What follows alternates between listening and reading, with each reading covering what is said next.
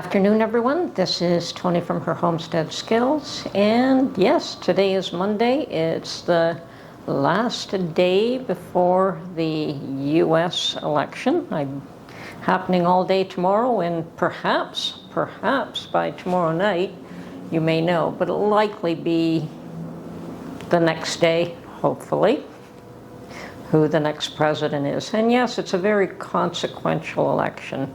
I must admit that it's consequential not just to the U.S. but to the whole world, and everyone is waiting with bated breath to find out what the outcome is and how they will position themselves. I mean, I've had emails from Canadian politicians suggesting that they would be in an okay position, or maybe even a great position, should either side win, because we always try to be very friendly with U.S. politicians, no matter which side is running the country. Oh, and I've also heard on the radio today that perhaps if Kamala wins, the Trudeau would have an easier time having a relationship with the U.S. and with her in power, and should Trump win, that Pierre Poilievre, as our conservative leader, should he win the next election, would have an easier time negotiating with Trump. And of course, there is there's a thought that there'll probably be more negotiating of the trade agreement between Canada, the U.S., and Mexico. I mean, that may be an ongoing thing. I don't know. I understand that there was a change the last time that Trump was in power. Whether it's an ongoing thing or whether there'll be more changes to that treaty, seems to be that some people think that there will be. But there is a tremendous amount of trade going back and forth between the U.S. and Canada, and I believe it's fairly friendly on the most part. I believe that Canada does have a bit of protectionism when it comes to dairy products, and that probably was initiated out of Quebec. I don't know. It's been there forever. And that always made our egg prices much higher than the U.S.'s, but I understand today they're probably pretty close. I have watched programs where it shows egg prices in the U.S., and they don't seem to be any cheaper than what they are here.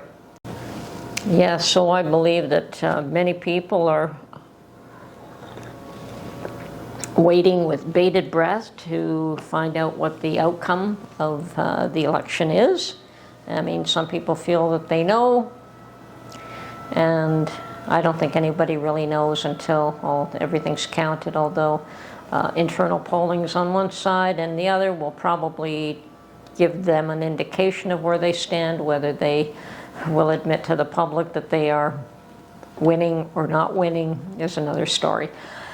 But the rest of the population will know soon enough. And all of this working up to this point has been, I'm glad it's almost over. It's been quite interesting. This past week has been absolutely crazy again. So going from garbage and who isn't garbage, and who is going to have guns pointed at them and who isn't. It's getting to the point where all of this has to be toned down. Now, of course, the next issue is what happens when a winner is determined, and how will that be accepted by the other side, because it seems as though the country is evenly split on two sides. It is probably rather unfortunate that in the U.S. you have two main groups, and you're pretty much equally divided between those two groups. So it's always a jockeying with, there's always a winner and there's always a loser, and 50% of the country always feels one way or the other. Whereas in Canada, well, I think we have more of a different issue. We have too many players. We have three main parties, and then we have the Bloc, which is a Quebec party. So so we've got four parties with a substantial amount of power. And I mean, there's always the two main, there's always the Liberal and the Conservative, but the NDP and the Bloc are also, they do have a number of seats, they do control a certain amount of issues, and there's a certain amount of power, but there isn't that even split. On the other hand, we can have where 30% of the population is happy and the rest of them are miserable. So I don't know what's worse, having 30% happy or having 50% happy, but there is a bit of a difference there. So, but it's starting to ramp up here. I think that there was attempts to have Trudeau step down here, and both those attempts failed. Now Trudeau is in a minority position. That means he has to be supported by one of the other parties in order to stay in power. And so far he has been supported by the NDP, and in return he is supposed to pass some of the things that the NDP wanted passed.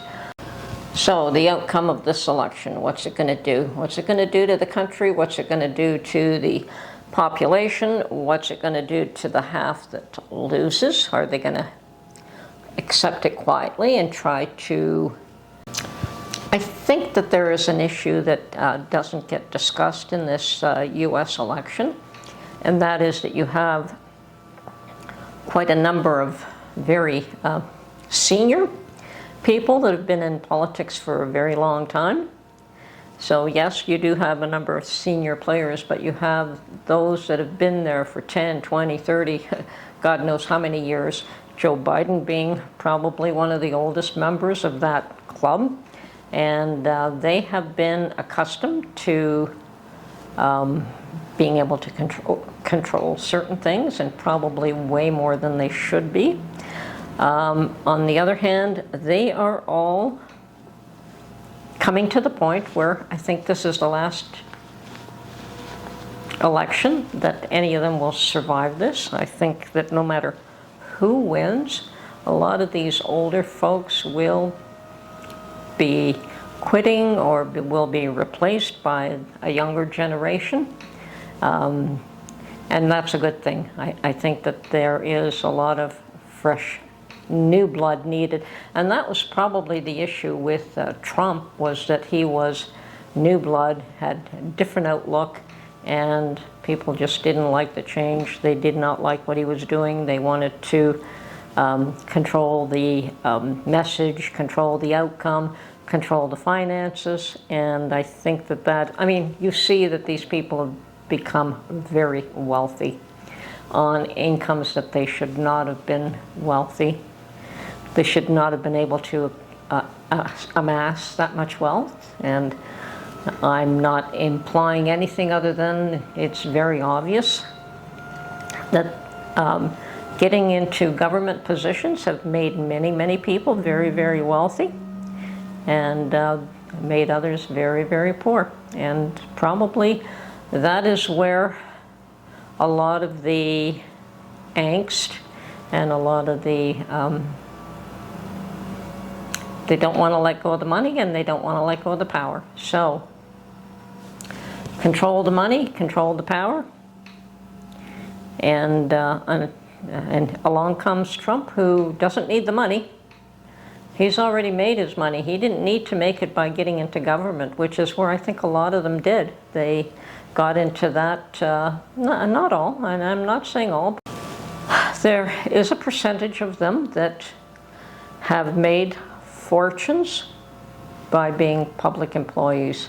And it's really strange how, even in Canada, if you're a member, if you're an employee of the government, you actually earn a larger income than if you are a private, in most cases. Like if you have your own business, you're a private citizen.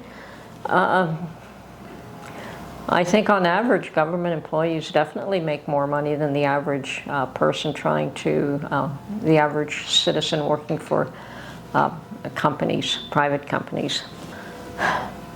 What Trump has endured in order to get to this point has been pretty amazing. Very, very, very few people could endure what he did. And it takes a certain personality and probably strength from God in order to endure all these tribulations and all these tragedies and near attempts, attempts to put him in jail, attempts to bankrupt him, attempts in the end to actually kill him. And yet he's still standing. So to me that says that, well, what are people afraid of?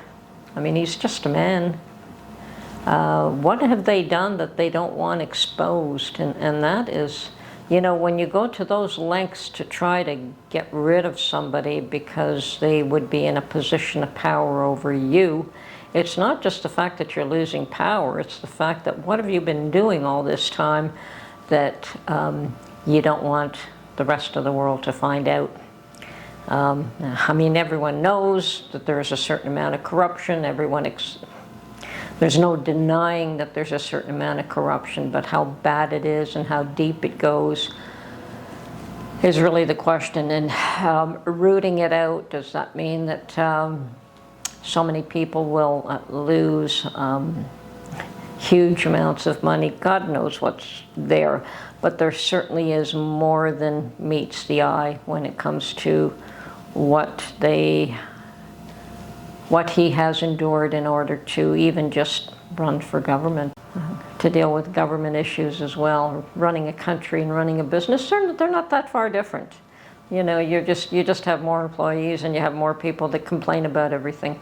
And you have more money going out and more money coming in, and yeah, you're running a business. It's just the biggest business in the world. But and with that, there's a lot that goes on behind the scenes, and I know that for a fact, having worked in the business sector myself, that there's always somebody with their hands in somebody else's back pocket, or somebody benefiting from a contract that they probably shouldn't be benefiting from, and you know, payoffs here, payoffs there. It happens. I know it happened.